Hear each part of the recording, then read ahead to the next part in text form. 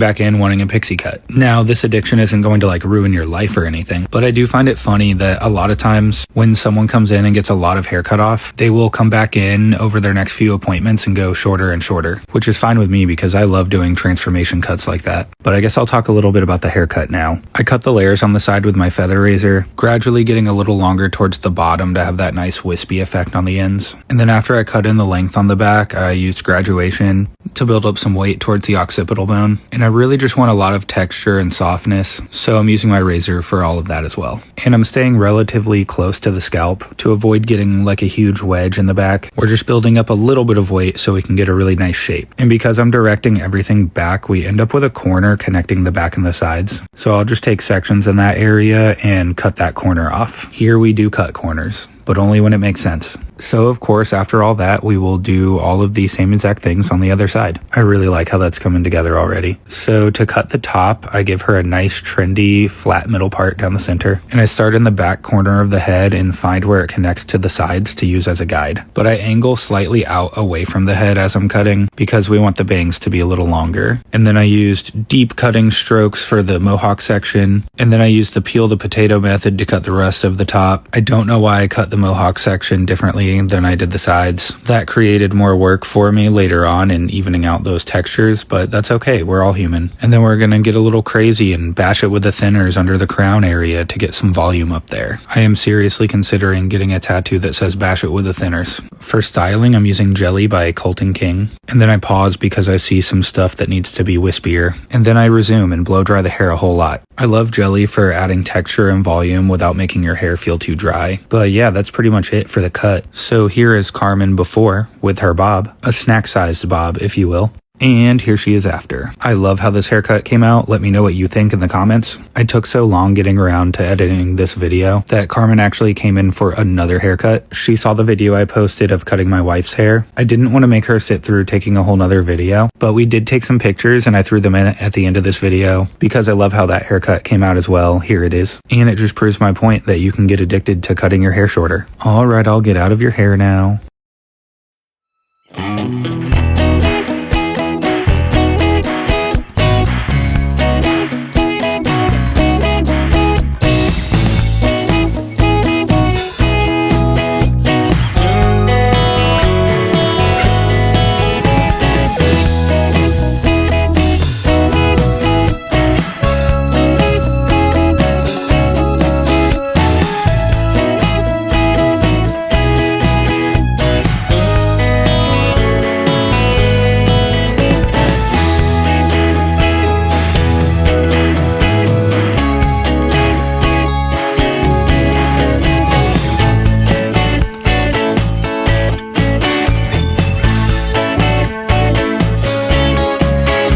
What do you want to do? I want to cut off all my hair. Great.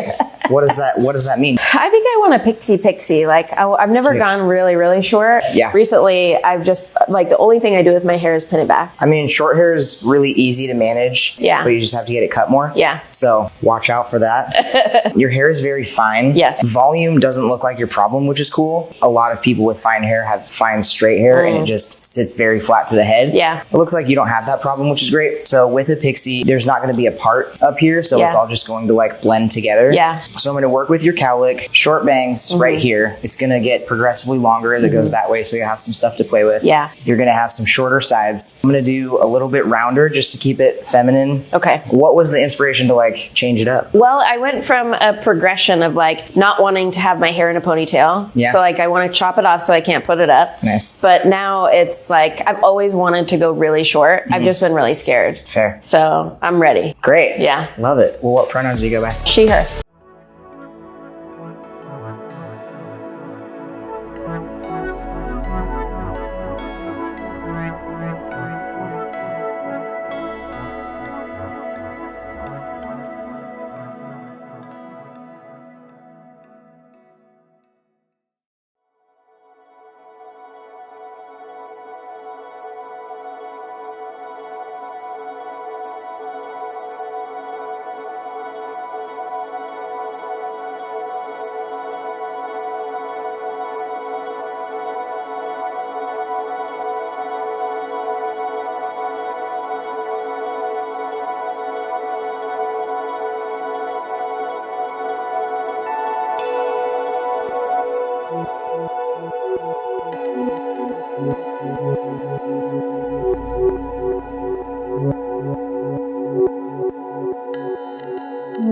Hey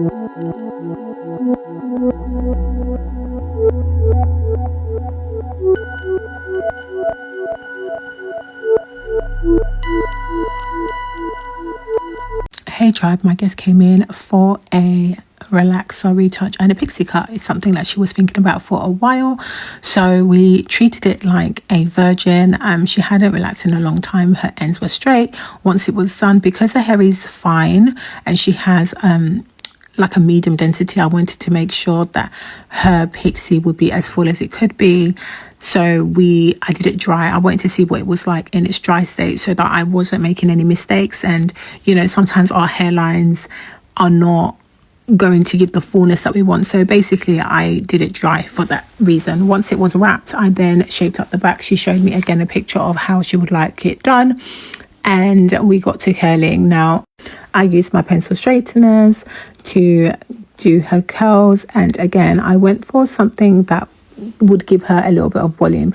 All my clients want to do hair that they wouldn't necessarily be able to do at home, and they will get a little bit of a tutorial. I use a little bit of hairspray to lift up her curls a little bit, and then I use my comb to zhuzh it up. This was it with the flash on, so you can see fine hair, medium density, pixie cut. Thanks for watching. Okay, bye.